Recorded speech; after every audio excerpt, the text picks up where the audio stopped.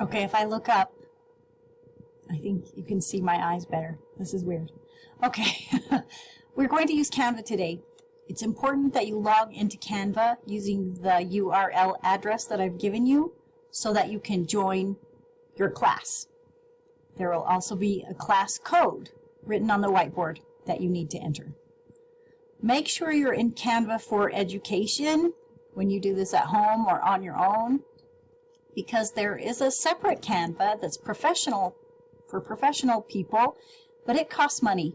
And our Canva for Education is free.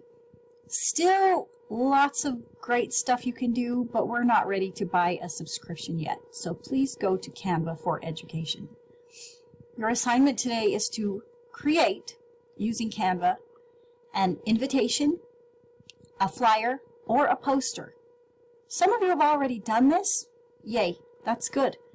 But I need you to choose a different format using the elements of design that we talked about in class today. I want you to step up what you know and do another one for me.